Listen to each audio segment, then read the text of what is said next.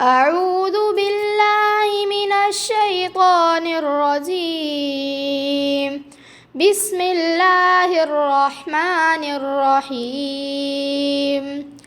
يا أيها الذين آمنوا إذا قمتم إلى الصلاة فاغسلوا وجوهكم وأيديكم إلى المرافق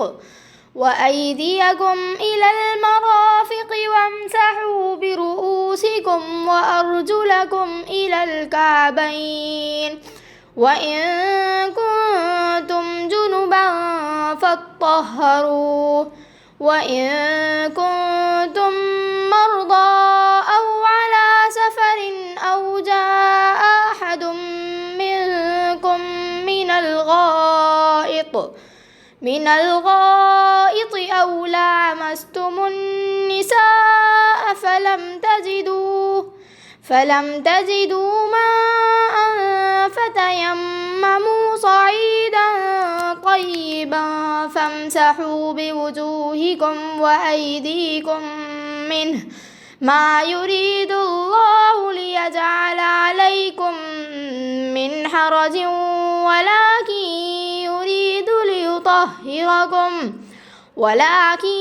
يريد ليطهركم وليتم نعمته عليكم لعلكم تشكرون. نحمده ونصلي على رسوله الكريم. اما بعد فاعوذ باللہ من الشیطان الرجیم. بسم اللہ الرحمن الرحیم. رب اشرح لی صدری ویسر لی امری واحلل عقدۃ من لسانی یفقہوا قولی. رب زدنی علما اللہم فقہنا فی الدین آمین یا رب العالمین. السلام علیکم ورحمۃ اللہ وبرکاتہ. کیسے ہیں آپ سب؟ الحمدللہ. آج کا ہمارا موضوع ہے طہارت نصف ایمان. سورۃ المائدہ آیت نمبر 6. یا ایھا الذین آمنوا اذا قمتم الی الصلاۃ فاغسلوا وجوہکم وایدیکم الی المرافق وامسحوا برؤوسکم وارجلکم الی الکعبین وان کنتم جنبا فاطہروا وَإِن كُنتُم مَّرْضَىٰ أَوْ عَلَىٰ سَفَرٍ أَوْ جَاءَ أَحَدٌ مِّنكُم مِّنَ الْغَائِطِ أَوْ لَامَسْتُمُ النِّسَاءَ فَلَمْ تَجِدُوا مَاءً فَتَيَمَّمُوا صَعِيدًا طَيِّبًا فَامْسَحُوا بِوُجُوهِكُمْ وَأَيْدِيكُم مِّنْهُ مَا يُرِيدُ اللَّهُ لِيَجْعَلَ عَلَيْكُم مِّنْ حَرَجٍ وَلَٰكِن يُرِيدُ لِيُطَهِّرَكُمْ وَلِيُتِمَّ نِعْمَتَهُ عَلَيْكُمْ لعلکم تشکرون. اے ایمان والو، جب تم نماز کے لیے اٹھو تو اپنے منہ اور اپنے ہاتھوں کو کوہنیوں سمیت دھو لو اور اپنے سروں کا مسح کر لو اور اپنے پاؤں کو ٹخنوں سمیت دھو لو، اور اگر تم جنابت کی حالت میں ہو تو غسل کر لو. ہاں، اگر تم بیمار یا سفر کی حالت میں ہو یا تم میں سے کوئی ضروری حاجت سے فارغ ہو کر آیا ہو یا تم نے اپنی بیویوں سے ہم بستری کی ہو اور تمہیں پانی نہ ملے تو پاک مٹی سے تیمم کر لو، اپنے چہروں اور ہاتھوں پر اس سے مسح کر لو.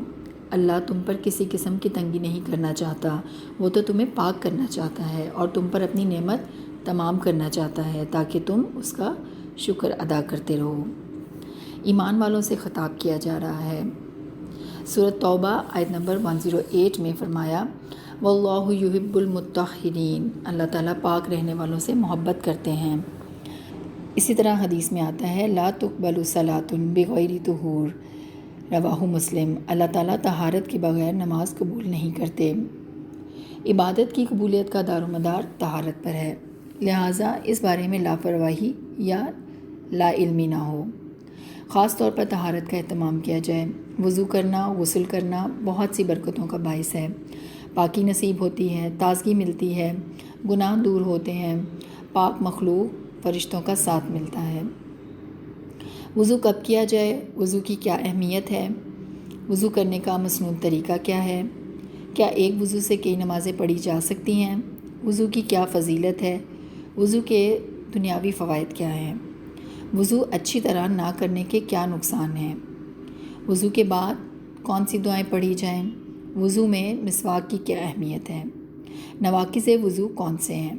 غسل جنابت کا طریقہ کیا ہے؟ تیمم کس لیے کر سکتے ہیں؟ کب کر سکتے ہیں؟ تیمم مٹی سے کیوں کیا جاتا ہے؟ تیمم کا طریقہ کیا ہے؟ کن چیزوں سے تیمم کرنا جائز ہے اور کن سے نہیں؟ ان سب سوالات کے جوابات قرآن و سنت کی روشنی میں دیکھتے ہیں۔ وضو کب کیا جائے؟ جیسا کہ مذکورہ آیت میں فرمایا اذا قمتم الی الصلاۃ فاغسلوا، نماز سے پہلے وضو کرنے کا حکم ہے۔ وضو کی کیا اہمیت ہے؟ قال رسول اللہ صلی اللہ علیہ وسلم لا تقبل صلاۃ احدکم اذا احدث حتی یتودع، رواہ مسلم۔ اللہ بے وضو کی نماز قبول نہیں کرتا۔ وضو کا مسنون طریقہ کہ حضرت عثمان رضی اللہ عنہ نے وضو کے لیے پانی منگایا۔ پہلے اپنی ہتھیلیاں 3 مرتبہ دھوئیں، پھر کلی کی اور ناک میں پانی ڈالا، پھر اپنا منہ 3 دفعہ دھویا، اس کے بعد اپنا دایاں ہاتھ کوہنی تک 3 مرتبہ دھویا، اسی طرح بایاں ہاتھ کوہنی تک 3 مرتبہ دھویا، پھر سر کا مسح کیا۔ مسح کے بعد اپنا دایاں پاؤں ٹخنے تک 3 مرتبہ دھویا اور اسی طرح بایاں پاؤں ٹخنے تک 3 مرتبہ دھویا۔ پھر فرمایا میں نے رسول اللہ صلی اللہ علیہ وسلم کو اسی طرح وضو کرتے دیکھا ہے، رواہ مسلم۔ کیا ایک وضو سے کئی نمازیں پڑھی جا سکتی ہیں؟ رسول اللہ صلی اللہ علیہ وسلم ہر نماز کے لیے وضو کیا کرتے تھے۔ فتح مکہ کے دن آپ صلی اللہ علیہ وسلم نے ایک ہی وضو سے 5 نمازیں پڑھی۔ سیدنا عمر رضی اللہ عنہ نے پوچھا اے اللہ کے رسول صلی اللہ علیہ وسلم، آپ نے خلاف عادت یہ کام کیا ہے؟ آپ صلی اللہ علیہ وسلم نے فرمایا اے عمر، میں نے جان بوجھ کر ایسا کیا ہے، یعنی تاکہ میری امت کے لیے سہولت ہو جائے، مسلم۔ وضو کی کیا فضیلت ہے؟ حوض پر پہچان کا باعث ہوگا۔ نبی اکرم صلی اللہ علیہ وسلم سے صحابہ اکرام رضی اللہ عنہم نے عرض کیا کہ کیا آپ ہم کو قیامت کے روز دوسری امتوں کے لوگوں میں پہچان لیں گے؟ آپ صلی اللہ علیہ وسلم نے فرمایا ہاں، وضو کے باعث تمہارے ہاتھ پاؤں اس قدر روشن اور چمکدار ہوں گے کہ ایسے نشان کسی دوسری امت کے لوگوں کے لیے نہیں ہوں گے، رواہ مسلم۔ مسنون وضو سے گناہوں کی بخشش ہو جاتی ہے۔ وضو سے بلندی درجات ہوتی ہے۔ سیدنا ابو ہریرہ رضی اللہ عنہ سے روایت ہے کہ میں نے نبی اکرم صلی اللہ علیہ وسلم کو یہ فرماتے ہوئے سنا جنت میں مومن کا زیور یعنی اس کا نور وہاں تک پہنچے گا جہاں تک وضو کا پانی پہنچتا ہے۔ رسول اللہ صلی اللہ علیہ وسلم نے فرمایا میں تمہیں وہ چیز نہ بتاؤں کہ جس کے سبب اللہ گناہ مٹاتا اور درجات بلند کرتا ہے؟ صحابہ نے عرض کیا کیوں نہیں اے اللہ کے رسول صلی اللہ علیہ وسلم؟ آپ صلی اللہ علیہ وسلم نے فرمایا مشقت یعنی بیماری یا سردی وغیرہ کے وقت کامل اور سنوار کر وضو کرنا، سجدوں کی طرف اٹھنے والے قدموں کا زیادہ ہونا اور نماز کے بعد نماز کا انتظار کرنا گناہ مٹاتا اور درجات بلند کرتا ہے، صحیح مسلم۔ وضو نماز کی کنجی ہے۔ جابر بن عبداللہ رضی اللہ عنہ سے روایت ہے کہ مفتاح الجنت الصلاۃ و مفتاح الصلاۃ الوضو، ترمذی۔ لہٰذا وضو کا طریقہ بھی کنجی کی طرح ہے، یعنی جیسے کہ خاص طور پر سٹرکچرڈ ہوتی ہے، اسی طرح وضو کے طریقے میں بھی ہم کمی بیشی نہیں کر سکتے ورنہ مطلوبہ فائدہ نہ مل سکے گا۔ مثال کے طور پر فون نمبر 538 کو 358 یا آگے پیچھے کر دیا جائے تو کنیکشن ہی نہ جڑ سکے گا۔ وضو کے دنیاوی فوائد کیا ہیں؟ بہترین واٹر تھراپی ہے، جلد چمکدار ہوتی ہے، دوران خون تیز ہوتا ہے، ڈپریشن کا بہترین علاج ہے۔ وضو اچھی طرح نہ کرنے کے کیا نقصان ہیں؟ ابو ہریرہ رضی اللہ عنہ بیان کرتے ہیں کہ ایک سفر میں ہم رسول اللہ صلی اللہ علیہ وسلم کے ساتھ تھے، عصر کی نماز کا وقت ہو گیا اور ہم عصر کی نماز کے لیے وضو کر رہے تھے۔ جب ہم پیروں پر مسح کرنے لگے تو آپ صلی اللہ علیہ وسلم نے بلند آواز سے فرمایا ویل للعقاب من النار، خشک ایڑیوں کے لیے جہنم کی آگ ہے، یعنی پورا وضو کرو، بخاری کی روایت ہے۔ لہٰذا وضو کرتے وقت کوئی حصہ خشک نہیں رہنا چاہیے۔ خواتین خاص طور پر کان کی بالی کو آگے پیچھے ہلا لیں، وضو کرتے وقت نوز پن کو ہلا لیں تاکہ کوئی جگہ خشک نہ رہ جائے۔ وضو کے بعد کون سی دعائیں پڑھی جائیں؟ سیدنا عمر رضی اللہ عنہ کہتے ہیں کہ رسول اللہ صلی اللہ علیہ وسلم نے فرمایا اگر کوئی شخص مکمل وضو کر کے یہ دعا پڑھ لے کہ اشہد ان لا الہ الا اللہ وحدہ لا شریک لہ و اشہد ان محمدا عبدہ و رسولہ، تو اس کے لیے جنت کے 8 دروازے کھول دیے جاتے ہیں کہ جس سے چاہے داخل ہو۔ اسے احمد، مسلم، ابو داؤد اور ترمذی نے روایت کیا ہے، اور ترمذی نے درج ذیل کلمات کا اضافہ کیا ہے۔ اللہم اجعلنی من التوابین وجعلنی من المتطہرین، اے اللہ مجھے توبہ قبول کرنے والوں اور پاک رہنے والوں سے بنا۔ وضو میں مسواک کی کیا اہمیت ہے؟ رسول اللہ صلی اللہ علیہ وسلم نے ہر وضو کے ساتھ مسواک کرنے کی ترغیب دلائی ہے۔ حضرت ابو ہریرہ رضی اللہ عنہ سے روایت ہے، رسول اللہ صلی اللہ علیہ وسلم نے فرمایا، اگر مجھے امت کی تکلیف کا احساس نہ ہوتا تو میں ہر نماز کے ساتھ مسواک کرنے کا حکم دیتا۔ نسائی۔ نواقض وضو کون سے ہیں؟ یعنی کن چیزوں سے وضو ٹوٹ جاتا ہے؟ مزی خارج ہونے سے، شرمگاہ کو ہاتھ لگانے سے، نیند سے، ہوا خارج ہونے سے، اسی طرح محض شک سے وضو نہیں ٹوٹتا۔ حضرت ابو ہریرہ رضی اللہ عنہ کہتے ہیں کہ رسول اللہ صلی اللہ علیہ وسلم نے فرمایا، جب تم میں سے کوئی آدمی اپنے پیٹ میں شکایت محسوس کرے اور اسے شک ہو جائے کہ ہوا خارج ہوئی ہے یا نہیں، تو جب تک بدبو محسوس نہ کرے یا آواز نہ سنے، مسجد سے وضو کے لیے باہر نہ نکلے۔ مسلم۔ غسل جنابت کا طریقہ کیا ہے؟ میجر امپیورٹیز احتلام، حیض، نفاس، شوہر بیوی کا جسمانی تعلق، ان صورتوں میں غسل جنابت کیا جاتا ہے۔ غسل جنابت کا مسنون طریقہ، حضرت عائشہ رضی اللہ عنہا سے روایت ہے کہ جب رسول اللہ صلی اللہ علیہ وسلم غسل جنابت فرماتے تو پہلے اپنے دونوں ہاتھوں کو دھوتے، پھر دائیں ہاتھ سے بائیں ہاتھ پر پانی ڈال کر شرمگاہ دھوتے، پھر نماز کی طرح کا وضو کرتے۔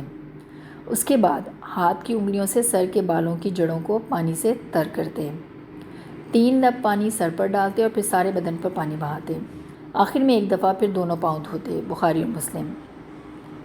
تیمم کس کے لیے کر سکتے ہیں؟ وضو کے لیے، غسل کے لیے۔ کب کر سکتے ہیں؟ جب پانی نہ ملے، پانی حاصل کرنے میں جان کا خطرہ لاحق ہو، پانی تک پہنچنے میں نماز کا وقت ختم ہو جائے، پانی کے استعمال سے مرض بڑھنے یا جان جانے کا اندیشہ ہو۔ تیمم مٹی سے کیوں کیا جاتا ہے؟ جیسا کہ آیت سے ثابت ہے، سعیداً طیبہ، پاک مٹی۔ نبی اکرم صلی اللہ علیہ وسلم نے فرمایا، پاک مٹی مسلمان کا وضو ہے اگرچہ 10 برس۔ سنن ابی داؤد۔ مٹی میں ایسے بیکٹیریا موجود ہوتے ہیں جو اینٹی باڈیز پیدا کرتے ہیں۔ تیمم کا طریقہ کیا ہے؟ حضرت عمار بن یاسر رضی اللہ عنہ سے روایت ہے کہ مجھے نبی اکرم صلی اللہ علیہ وسلم نے ایک کام سے بھیجا، مجھے احتلام ہو گیا اور پانی نہ ملا، میں تیمم کرنے کے لیے زمین پر جانوروں کی طرح لوٹا۔ جب نبی اکرم صلی اللہ علیہ وسلم کے پاس واپس آیا اور اس واقعے کا ذکر کیا تو آپ صلی اللہ علیہ وسلم نے فرمایا، تجھے اپنے ہاتھ سے اس طرح کر لینا کافی تھا۔